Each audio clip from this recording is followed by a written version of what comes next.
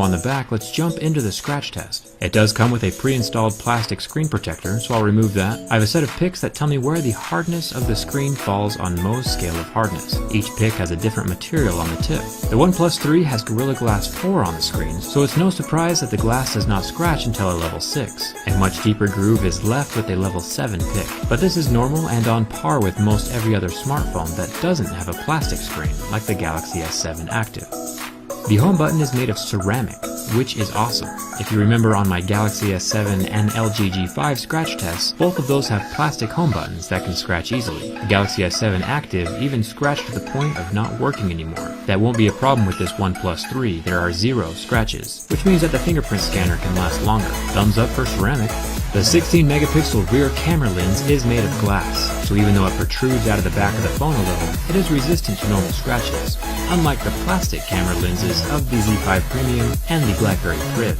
Clear pictures are always important. Onto that slab of premium aluminum. The phone is pure metal, so there is no thick coating of primer or plastic like you'll see on the LG G5, and you can feel it. The phone is cold to the touch.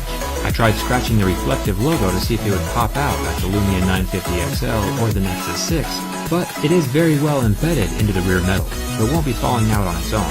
So far this device is a champion. The volume button, alert slider, power button, and even the SIM card tray are all made of metal, so there won't be any warping of plastic buttons like we saw with the old Evo phones. Even the speaker grill is made of metal. Little things like that add up when making a quality phone. OnePlus did not skimp on materials. Onto the flame test. The OnePlus 3 went with an AMOLED screen for this device, so let's see how it holds up to the extreme heat.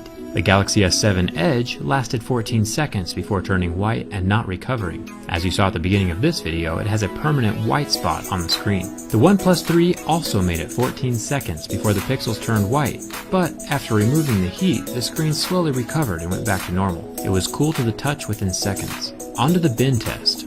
While putting this much pressure on a phone at one time most likely won't happen in everyday life, it does tell us if the phone will survive any extreme accidents, and all of the tests together will show us what the phone will look like after 2 years of abuse. Cell phones are realistically the most abused pieces of technology on the planet, so if you haven't subscribed yet, I would recommend it. It's free, and ensures that you won't be buying a cheap phone in the future. The bin test scared me at first because the screen popped out of the frame, but even after exerting a lot of pressure, the phone still wouldn't snap. Remember that I've tested over 25 phones now. 4 of them snapped catastrophically, but the rest survived. The OnePlus 3 is a survivor. Even after bending both directions, the front and the back, there is no permanent damage. And the best part is there's no kinks in the metal frame either. Some of the Huawei phones would have permanent damage or kinks next to the power button or volume buttons after a hard flex. But the OnePlus 3 can be straightened out to look just like me. I'll open up the phone during my teardown and repair video to see what's inside and how to repair everything. It's fun to analyze tech from the inside, from a durability and build quality perspective.